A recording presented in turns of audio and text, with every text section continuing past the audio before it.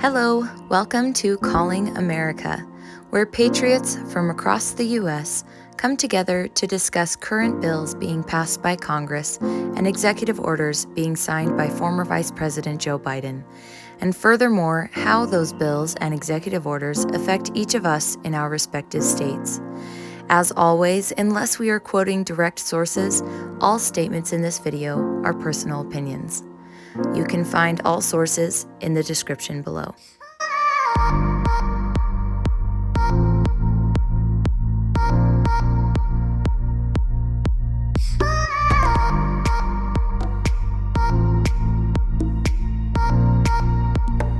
I think that one of the problems that the Democrats are banking on is the ignorance regarding HR-1. For instance, I saw this poll recently done by the Data Center for Progress, which is obviously a far left group. And they said that 67% of Americans approve of this bill. But anytime you actually talk to people who have actually taken the time to at least peruse and go through it, they vehemently oppose it because this isn't good. So I just want to say two things about that.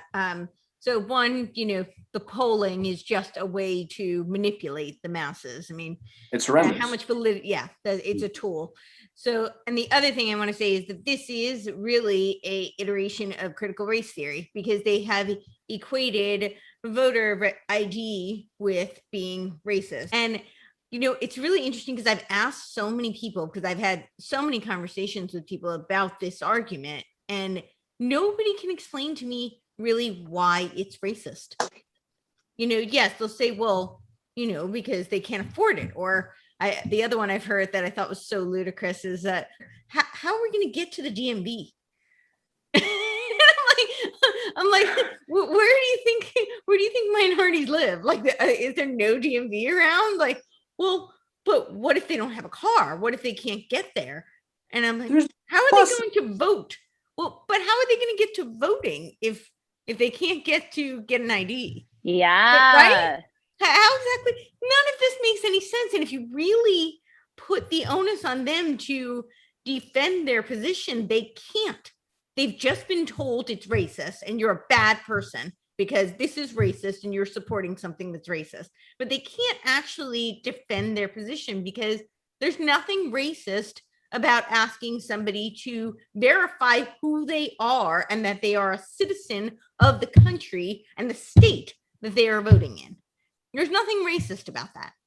No, and they can't defend their position because they've been told it's racist. And so I think it's really important for people to take a step back and examine how successful these brainwashing policies and practices have become, because people really have no idea what it is they're subscribing to. They're subscribing to things that they have no understanding of and no means of defending or substantiating. Absolutely. Oh, go ahead, Shawn. I was just going to say, I've had a lot of friends who they don't really care about politics, but they parrot these talking points to me from the mainstream media. And I have to go through one by one and debunk all of them for them.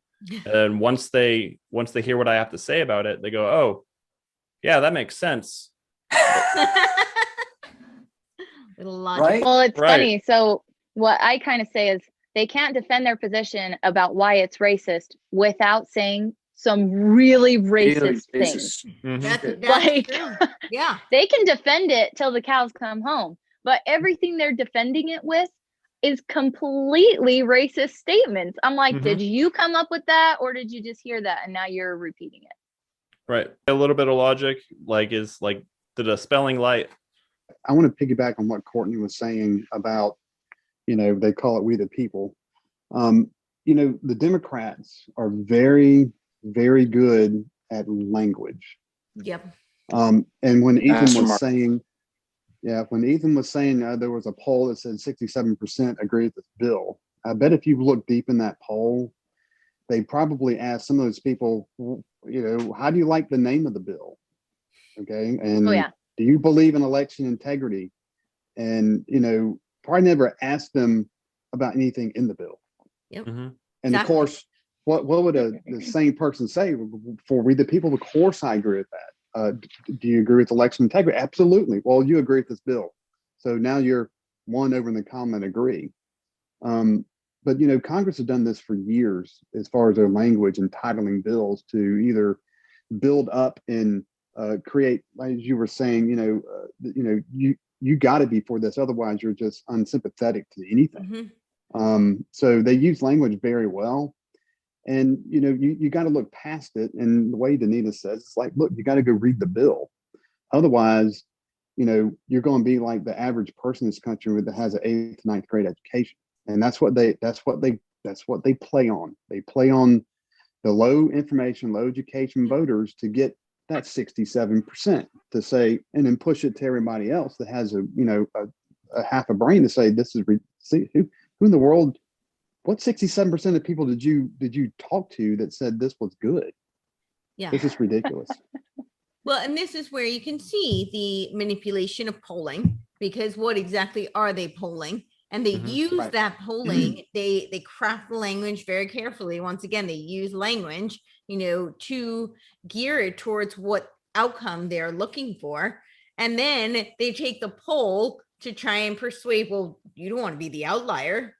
Obviously this is how most people feel. And so therefore we are justified in pushing this forth. And in terms of how they manipulate language, Orwell said, the revolution is complete when the language is perfect. This is straight out of the left's playbook. It's a postmodern concept. Derrida talked all about how we can manipulate human beings through language. All perception stems from language, and they're very aware of this, and they utilize it to the fullest in order for political gain, unfortunately. I just want to say the ultimate poll is an honest election. That people will tell you their true opinion if you hold an honest election.